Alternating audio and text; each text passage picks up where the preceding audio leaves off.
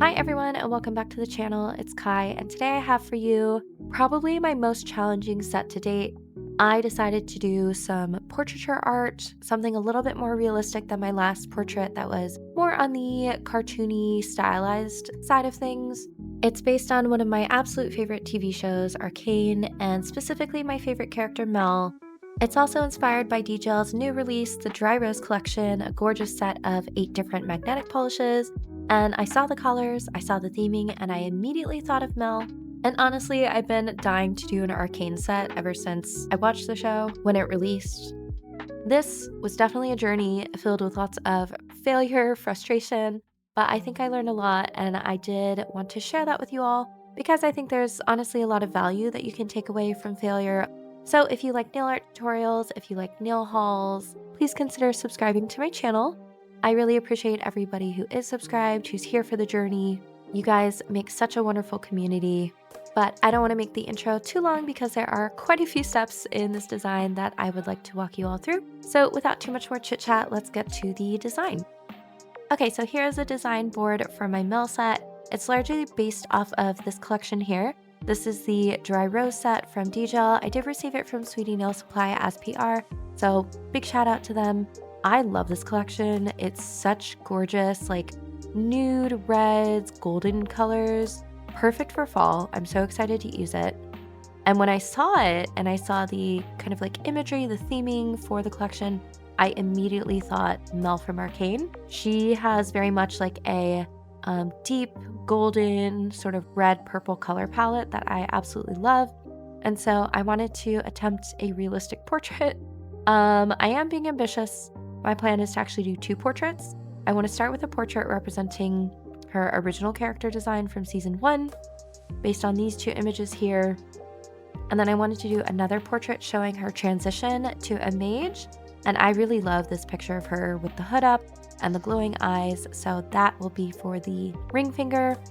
For the other fingers, I just want to include a lot of like gold, some chains and rose imagery to represent her transition to the Black Rose group collective. I don't think she really accepts them. It's just that she accepts her mage powers. But I wanted to tie in her family crest on the pointer finger by including the seal on the letter that she gets in season 1. That'll be here. I thought maybe I could also do some hanging chains, maybe some piercings to really tie in that imagery. That comes later on in season 2. For the middle finger, I just really wanted to do a rose design, and I found this one on Pinterest. Unfortunately, I do think it's AI generated. I'm not entirely sure, but it kind of looks it. But I did really like the kind of like gold edged rose. So I want to try to replicate that on this nail with one of the gold cat eyes from the Dry Rose collection. And then I didn't have time to sketch out the pinky finger, but I think I'm going for thorns, perhaps. Something a little darker to represent, again, the Black Rose collective, the mage group. And then I found this crown on Pinterest that I thought was super pretty, very Mel-esque. So I want to incorporate elements of that onto this portrait here. So yeah, that's my plan. We'll see if I can actually pull it off because I'm aware that this is quite the ambitious design. I'm hoping it goes well, but I just have to get started. I've honestly been procrastinating on it. This design card, by the way, this template, you can actually download. I'll put the link in the description. It's a Google Drive file folder with all of the PNGs. So if you'd like to use it, definitely feel free. I'd love to see your work. So if you want to tag me if you use it, I always love seeing other nail artists' work. But speaking of which, let's go ahead and get started with the nail design and finally try to tackle this set. All right, so the star of today's show is definitely going to be this Dry Rose collection from DGEL. It's a stunning set of 8 different magnetic polishes. There are 5 silky magnetic polishes, 2 glittery magnetic polishes, and then 1 sort of like chunky glitter polish. It's also magnetic, and I'm going to be focusing on that one as well as the deep reds. If you do want to see a full review of this collection, full swatches, I do have that in a recent haul video that I'll try to remember to link in the corner, but it's stunning. I do highly recommend it, especially for fall looks. And then since I knew I was going to be doing some hand painting, I pulled out my DGEL paint pots. This is the 15 color set, the basic colors. And then for the rest of the supplies, there are only a couple things that you'll need in particular. For the stickers that I end up doing for the portrait, I use the Diami Feel So Good base. You need something that is going to cure flexible. It can't cure hard. And then you also want a base coat or some sort of blooming gel. I am using the Liu Hua base. You'll need a matte top coat for chrome isolation. This is the Divox Zero Matte. I also switch at some point to the buffing method for chrome isolation, so you'll want some sort of soft buffing block, 240, 180 grit, something like that. For chrome, I'm using my favorite Nail Bio Gold Chrome. And then to actually apply the chrome, I am using a combination of the Jello Jello Edge Gel and the next one, which is the Palo Gel. It's a black chrome gel. Really, you could probably get away with using just one of these. I just ended up doing quite a bit of experimenting with this design, and so I used both, but you could probably get away with one. And then to affix the charms, I am using my IV Fix Gel. And then you will want some sort of dark jelly red color for the rose design. I'm using the Yogurt Nail Tangulu Black Cherry color. It's number 41. I end up using 3 different top coats. You don't need that many, but you will want something thicker, so I went with my zombie top and a thinner top coat. I tried the Myo Glass top, and then I also tried the DGEL Signature Bang top. It's actually my first time trying this polish, but both of them have slightly thinner, kind of thin medium consistencies, which I prefer for topping chrome. And you'll also want some sort of black cream gel, so this one is Divox Vanta Black. It's super pigmented, I love this stuff. And then you will need a few liner brushes. Specifically, you'll want a short liner brush and a long liner brush, perhaps some sort of petal brush, and then maybe a thicker liner brush for some of the face details, just to cover more area. And that actually about does it for supplies. As always, everything will be linked in the description, though of course you're welcome to try to substitute whatever you can. If you recreate this design, I'd love to see it. But let's get to the tutorial. Okay, so as always, I am starting with pre-prepared tips. These have been buffed and base coated just so that the polish goes on smoother. That's just how I make my press-ons. And I'm starting with color 28 from the Dry Rose collection. This is that really gorgeous smooth cat eye and the deep red shade. And I'm doing 1 even coat over the thumbnail. I really like using these silky cat eyes as the background for hand painted art. So since I'm doing a portrait here, I went with just a simple beveled look, just running the magnet up and down the side so that when you shift the nail from side to side, you get that strong magnetic shine. I did do 2 layers carrying in between. And then I did the same thing on the ring finger because I thought at this point that I would be doing 2 portraits. Ambitious, I know. You'll see what ends up of that. I do not do 2 portraits, but I do 2 layers. One thing I would recommend that I don't show here because I didn't realize it at the time, I would cleanse between each layer because there is quite a lot of inhibition layer. So just make sure you cleanse before you put on the second layer. Then I'm going in with color 27, which is more of a glittery cat eye, still in a really gorgeous deep red, and this is going to be on the pointer finger and the pinky finger. Same process, I'm putting down 1 nice and even layer, and then this time I want to have kind of like the velvet effect, so I'm running the magnet up both sides of the nail, and then as needed also around the tip, just to make sure that that surface is nice and shiny. I did make a mistake here. I put my nail tips on metal stands. I would not recommend this. If you are going to be working with cat eye, try to use plastic as much as possible, and even a non-magnetic stand if you can, because it can interfere. I was noticing that a little bit when I was trying to get the cat eye patterns correct. but I was feeling too lazy to switch out the tips at that point. Anyway, on to our last base color. This one's going to be that gorgeous glittery gold cat eye. I love this polish so much. It is stunning because it has both the cat eye magnetic particles that are nice and shimmery. You can see here with the spotlight effect, it is stunning, but then it also has the gold flakes in it. So you get a lot of dimension with this one. And I do 2 layers here as well, just making sure that they're both nice and even, and then I go in with a circular motion and a round magnet around the surface of the nail to get that spotlight effect. I just wanted to show you this angle here. You want to hold the magnet so the edge of it is about at the same height as your nail tip. And this is how you get all of those particles pulled in the center for the really pretty chasing light effect. And these are our base colors done. Cat eye just makes it so easy. Honestly, you could wear the set as is. It's so shiny and sparkly, but I wanted to add some nail art. So again, I would recommend in the future cleansing between each layer because as you can see with these really dark reds, there is quite a lot of an inhibition layer that comes off. And I find that to be typical with reds. Okay, I have been procrastinating on this so hard because this is what I'm going to attempt to recreate on the thumbnail. Wish me luck, please. I did end up drawing out a grid here that will hopefully make doing the face more accurate. And I can get the right proportions since this is more of a realistic style than I've tried before. So yeah, we'll see how it goes. So as I showed before, I am going to be using the DGEL paints as well. I've actually had this collection for about a year, which is why it's the DGEL Ginny collab right now on the Sweetie website. I believe it's just the 15 painting gel set. They do come in these really nice pots. I personally just like having the accessibility of a palette. So I did take all of my gels and I depotted them into my own watercolor palette that I just bought off of Amazon. It's just handier that way, and I figured I would reach for it more if it was more accessible.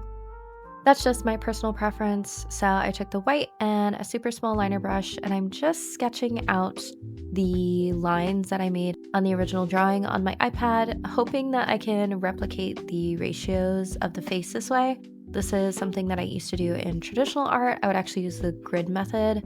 Well, traditional digital art when I used to paint portraits. And at this point, she's looking pretty scary, if I'm being honest. I was having trouble getting the really small details to look correct, but I went with it. I trusted in the process. And then I went to color mix the skin tones.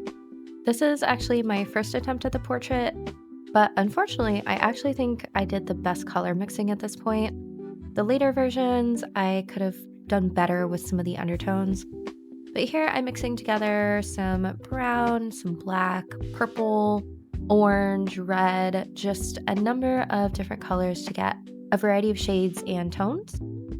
And then I just started painting. So I started with the darkest shade and I painted that all over the nail, and then I tried to go in with some highlight colors, blend those out, and then go in with the super dark shadows in those areas. It was tough. I was not expecting it to be so hard on such a small area. I'm very used to doing portraits on a larger scale. Here, I was really struggling to get the details to look right because I felt like I was limited by my brush size, by, my actual ability to make those details so small. At this point, I was kind of feeling confident about the portrait, actually. It wasn't looking too bad, but then we got to the eyes. Because I made this portrait so small, the eyes were super tough. Eyes are one of the most distinct features on a face, so if you can't get them right, it throws off the whole face, and they just looked dead. I, at this point, was really struggling with this first go. I was not happy with how it was looking. I could not get the shadows right in the eyes to make them not look stark white. So I started over. I put that nail to the side and I decided to try the sticker method. So I took a base gel that I knew was really flexible when it cured, and I painted it over a clear, transparent sticky note palette and put it on my tablet directly. And then I just painted over the image. I was hoping to get better proportions this way, something more accurate. to help with the kind of like uncanny valley situation that was happening with the last one.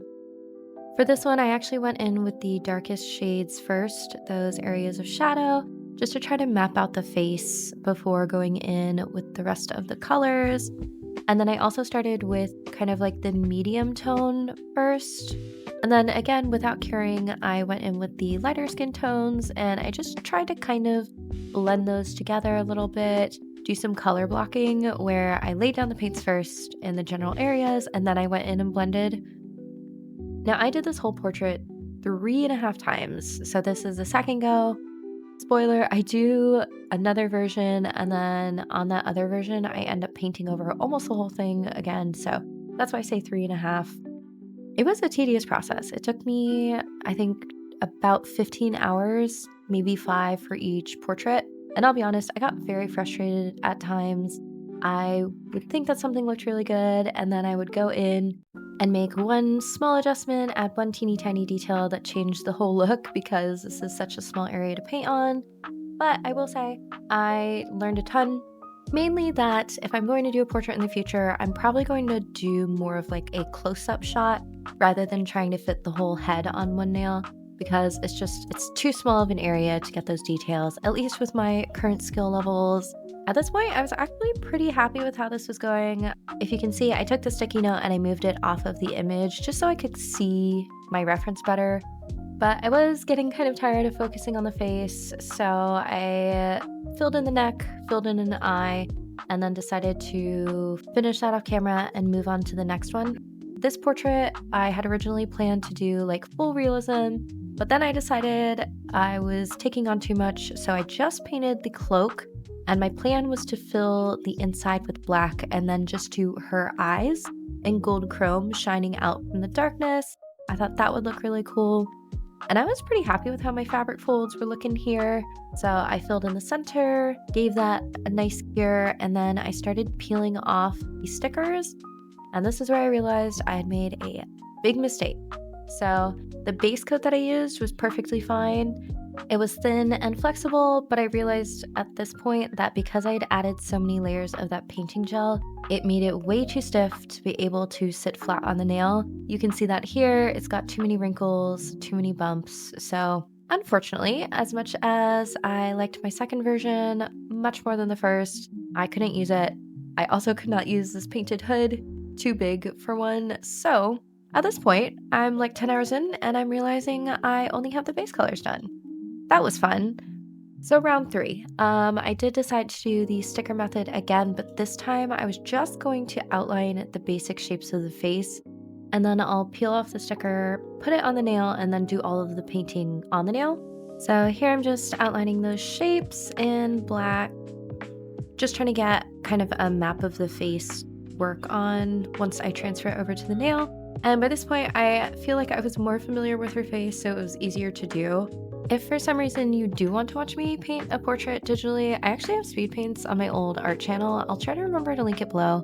It's been a while, so it kind of felt good to get back into portraits. Anyway, I cured the outline and peeled it off to stick it on the nail. I should have cut the excess off before sticking it down. I had to go in and cut the extra off with some cuticle nippers, but as you can see, the Feel So Good base, it does cure super flexible and quite thin, so it's perfect for the sticker method. You can also use Mod Podge. I've seen that done before. But now I'm going in for the third time to paint her face, again starting with kind of like the midtones, and at this point I realized something that I think was making it hard to blend was the colors are actually too pigmented. DGEL paint pots are super, super punchy in terms of their pigment, and I never really understood why they included a clear in the collection, because they do. They have this clear gel, and now I realize why. It's for when you want to share out the colors a little bit, to make blending easier, to get more of like a soft, syrupy color. So I mixed in that clear with the colors that I had custom mixed, and that really helped. It helped with the blending process. I was able to get a bit more of a smooth transition between the two. So I painted on her hair. I was still not happy with the eyes though. And on the third attempt, I was starting to really give into that frustration. So I did make the decision to finish this nail off camera. I love filming my process, but it does make things more difficult. So I finished it off camera. While I was working off camera, I decided to hide the eye situation with some gold chrome, which is why you see them blacked out here.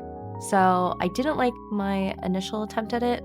I'm going in here again with a matte top coat to isolate the chrome better.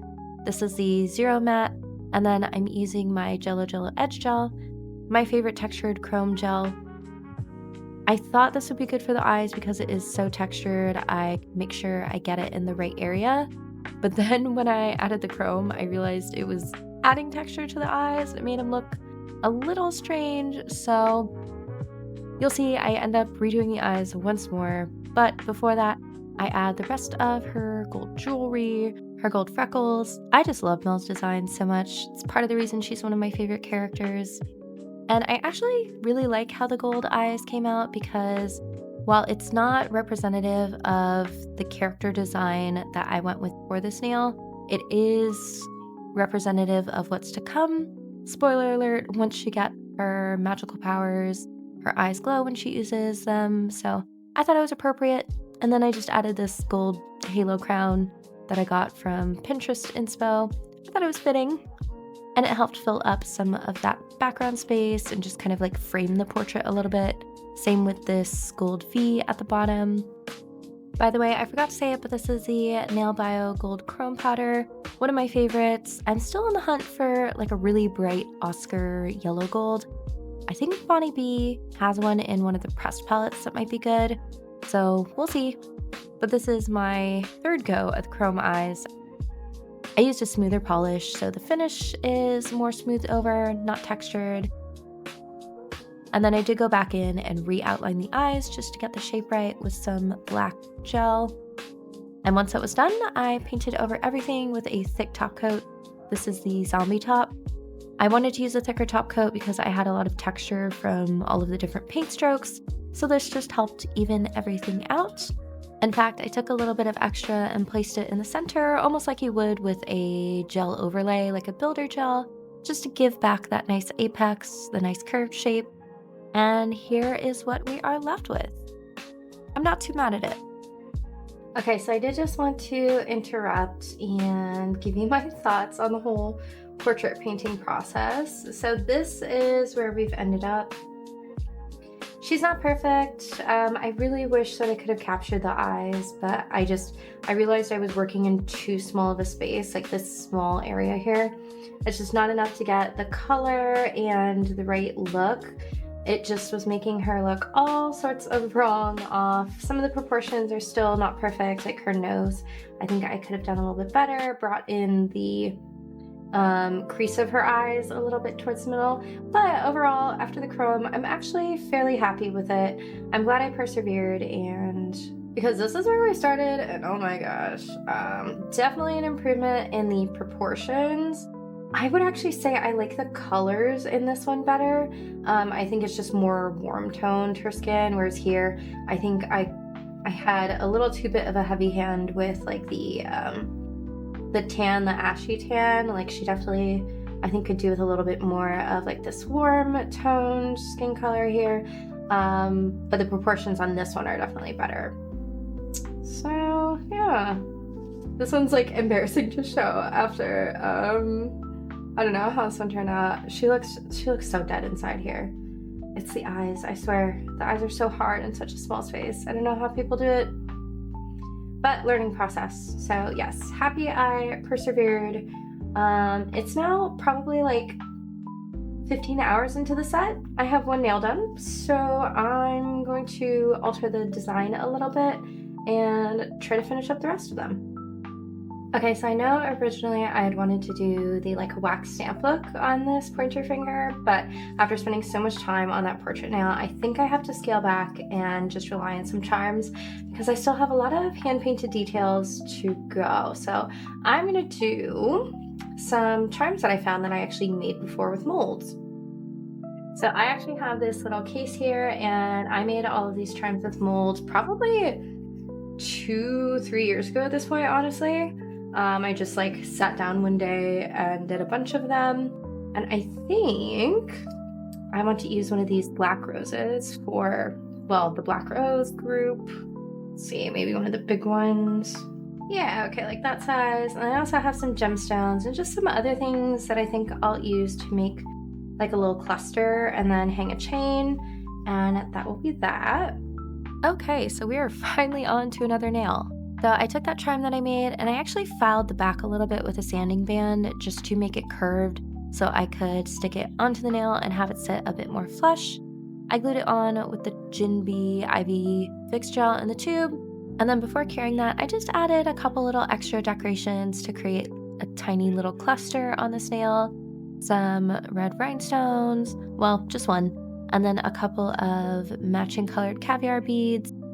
And then I wanted to do some hanging chains, so I pulled out my Nail Bio 12 Types of Chains set, and I just glued one end into that cluster, and then I thought I wanted to maybe do like a looping chain attached to a piercing on the other side, but then I decided I just wanted to let it dangle. I've done this before with another design, and I thought it looked cool, so I just added another length of chain of a different type, just for some variety in the chain widths and the designs.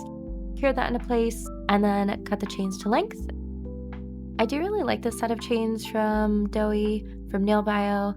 The gold is more of like a bright yellowy gold rather than that super orangey gold that sometimes you can get. It's a good match for the Nail Bio Gold Chrome, so I do like it.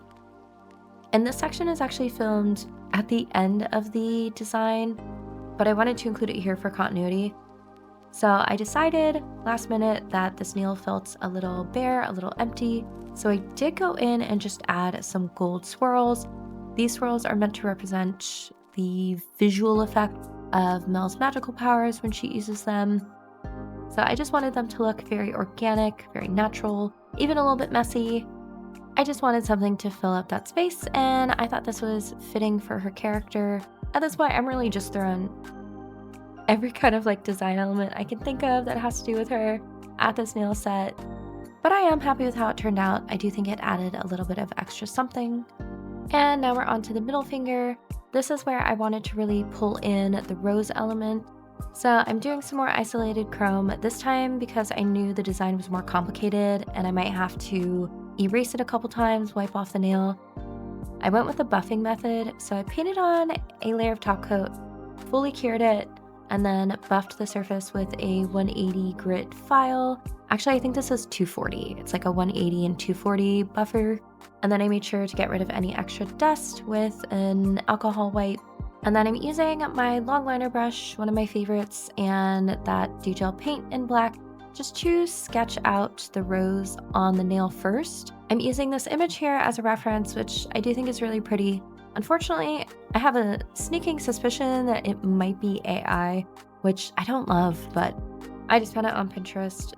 So I got my general rose shape, and then I covered it with the Yogurt Nail Korea Tangulu Collection Red. It's number 41, Black Cherry, and I just did an even layer over the entire shape. I wanted some parts to be darker than others to match the inspo picture, so I took a little bit of that black painting gel, mixed it in with the red, and then I just went over some of the spaces where the petals would be in shadow to create depth, to add some darkness. I don't think the overall effect was quite as pronounced as I wanted.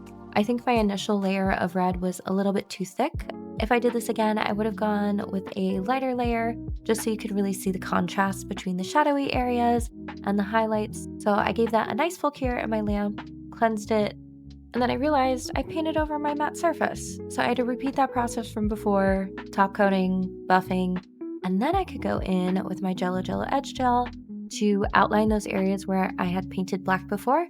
That's going to be that nice gold edge to each petal. That's going to help really define the rose shape. I know it's hard to see what I'm doing here, but I also added in a couple little vines. I wanted these to be gold as well, just based on the inspiration picture, but I think with the gold background, I honestly should have left them black. At this point, I realized that I did have a black chrome gel. This is the Pala First Street gel. And so to do the leaves, I took my little leaf cute brush from Dayami and I dipped it into my Pala gel. And I was hoping that you could see this a little bit better, see what I was doing. And I do think it it works. So I'll probably try to use this for filming from now on, just so people can see what I'm actually painting.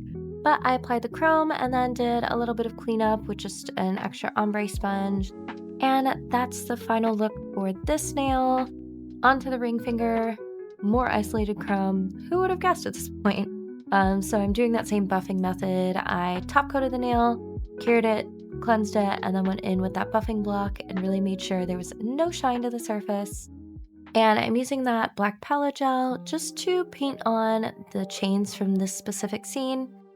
I wanted to do the moment where she kind of like turns the chains gold and combine that with some of the thorn imagery from the Black Rose collection. So I very carefully hand painted all of the chains, and then I added some little thorns to the sides of them. I think in hindsight, I would have maybe made the links a little bit bigger just so you could see the details better. And I also kind of thought they were small in comparison to the thorns, but that's okay. I was kind of winging this design, honestly, because this is the nail that was originally supposed to be another portrait, and I just did not have the time or the energy in me to do that after the first one. But I do like how this one came out, so I chromed both nails after curing the palette gel. I only was curing palette gel about 30 seconds. That seemed long enough to cure it, but also short enough to where the chrome still sticks. And then I went in with the DGEL paint in the black, and I just drew on some curly lines to be the vines, and then I added the thorns individually.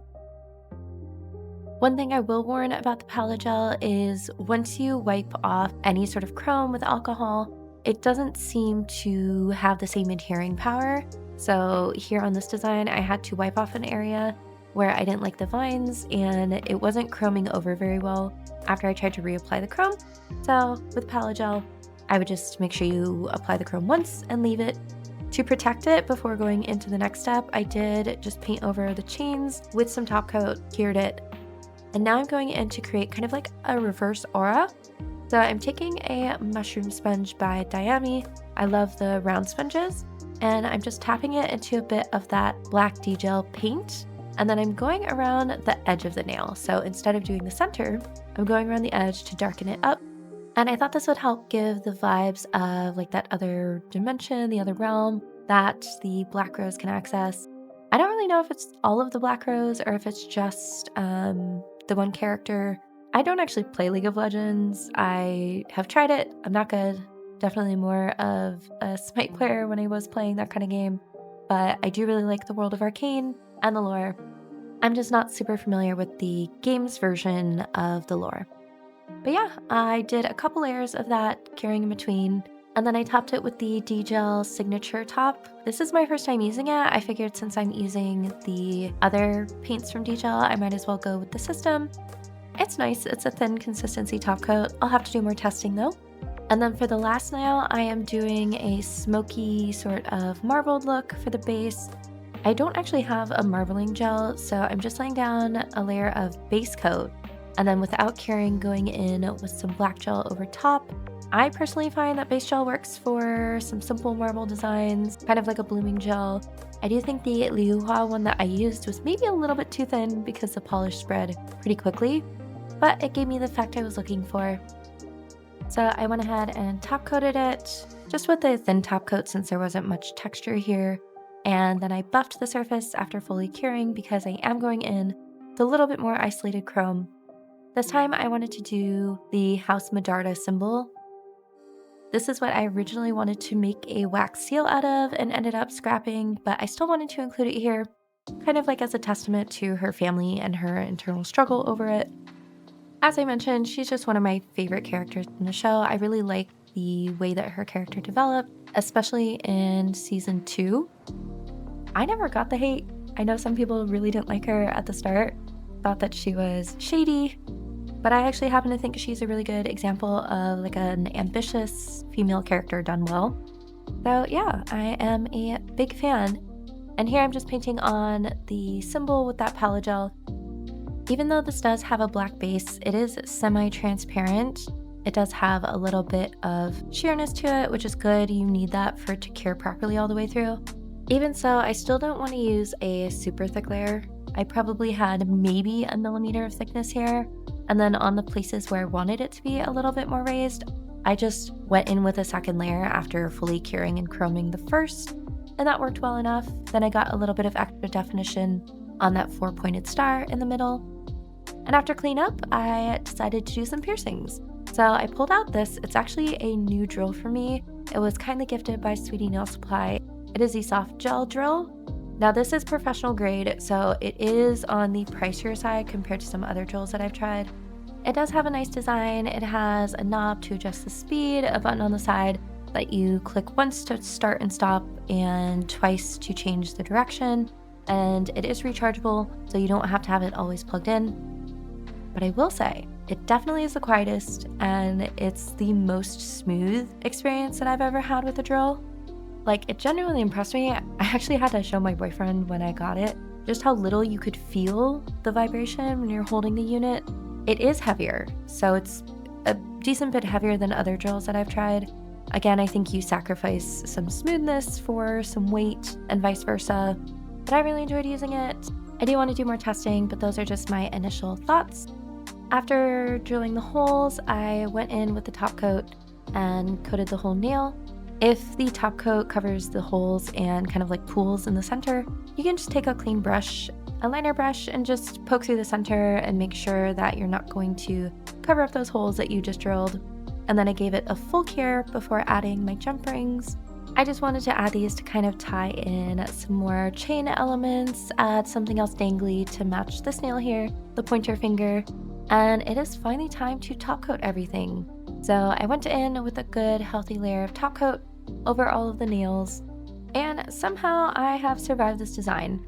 It felt like ages. I worked on this over the whole weekend, and so if this upload is a little bit late, that's why. But I am really happy with the results. I'm super glad that I persevered through the challenges and the struggles.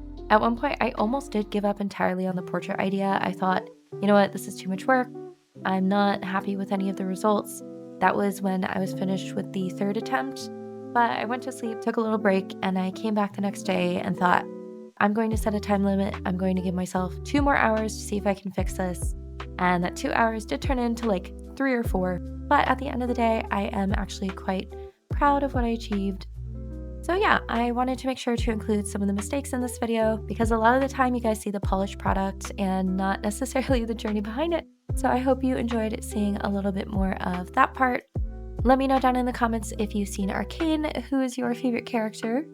Also, if you're interested in the Dry Rose collection that I used for the base colors, it's stunning, perfect for fall, and I will have everything else linked in the description down below. I do have a Sweetie Nail Supply code. It is Get Pressed for 10% off. Check out the rest of my channel for tutorials, hauls, and guides, all that sort of fun stuff. Please consider subscribing to the channel if you like tutorials, hauls, guides on specific nail designs or products.